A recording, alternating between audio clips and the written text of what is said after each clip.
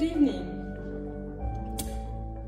I remember my first business schools class 18 years ago when my teacher asked, "What is the primary mission of a company?" And I remember his single answer: to maximize profit. Okay, I was 20, and I just couldn't imagine that the next 40 years of my life would be devoted to such a cold mission. So a new quest began for me at the time, a quest for meaning, for the meaning I would give to my career, to my life, to the companies I would join. So I started working for 8 years in marketing in healthcare, before embarking in a new entrepreneurial journey, serving companies for whom profit is not an end in itself, but a means to accomplish a greater mission. So we call them, these companies, we call them our heroes of change, because their mission is to act towards a more sustainable and more human world.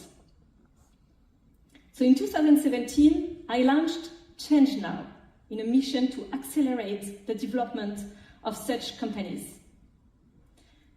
ChangeNOW is a summit that has become, in a few years, the world's largest event of solutions for the planet.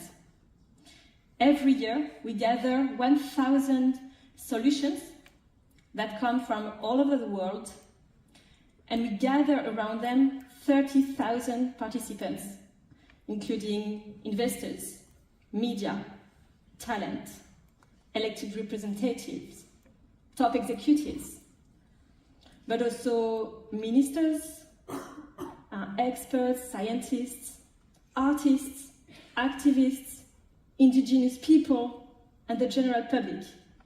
I mean, people who don't usually cross paths naturally.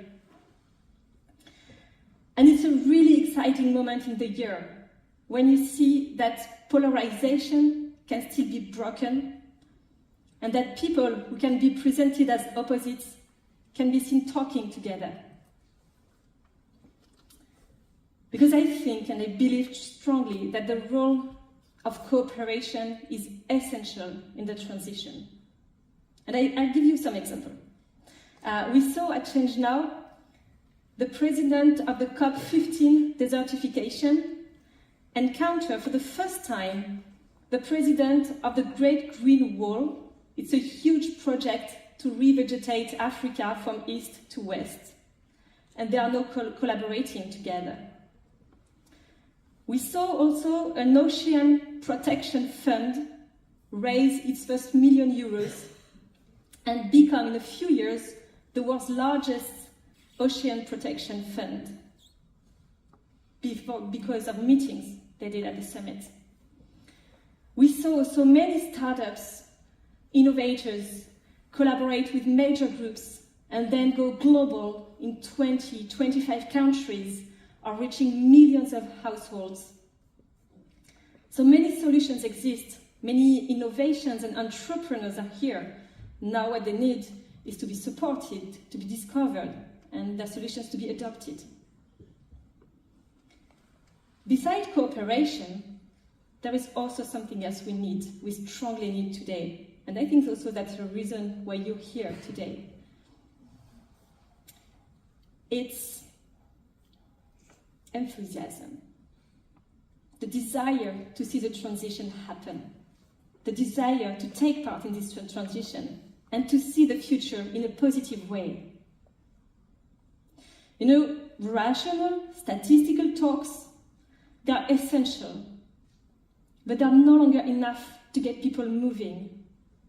Worse still, they can stun, frighten, and cause people to lose hope. So what we need today is new narratives that give hope, that inspire. I don't know if you're familiar with this curve, the adoption curve. It's the adoption curve of a product, an idea, or let's say, of the transition. Well, the speeches that has worked for the early adopters doesn't really work to embark the majority, to win over the majority. This is what we call the chasm here, you can see it. And to cross over the chasm, we need to rethink the talks, the way of talking about the transition. And this is where we need, the reason why we need to find new narratives today. So this event is a way to talk about new narratives. And at ChangeNOW also, it's a reason why we have actually created this event, to showcase solutions and new narratives of a desirable, of a sustainable world that can exist, and show it in a positive, enthusiastic way. So my reason to love the future is to see every year thousands of individuals and companies committed for a better world, who want to act and put all their intelligence at the service of, I think, probably like the greatest challenges humanity has ever faced. Because you know, for every 1/10 of a degree of global warming that we avoid, we save millions of lives and species. So don't be frightened. We can still act, and we need to act. And I'll give you an example of something that happened at ChangeNOW, and that gives hope. It's a solution, a Slovenian solution that came to ChangeNOW, which is called Planet Care. Planet Care develops microfiber plastic filters for washing machines. Because each time you do a washing cycle, you release microplastics in the water. Then it goes into the sewage system, and then it goes into the ocean. And most of the pollution of the ocean is due to those microplastics.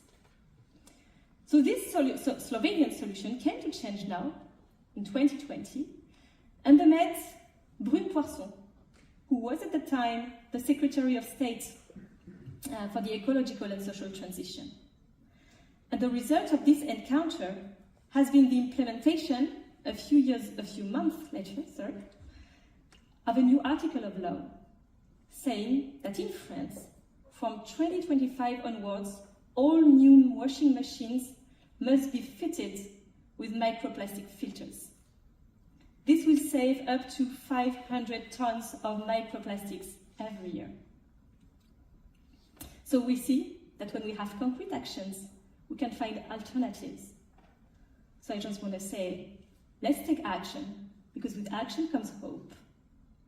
And I'll end with a quote from President Barack Obama. We are the first generation to feel the effect of climate change, and the last one who can do something about it. Thank you.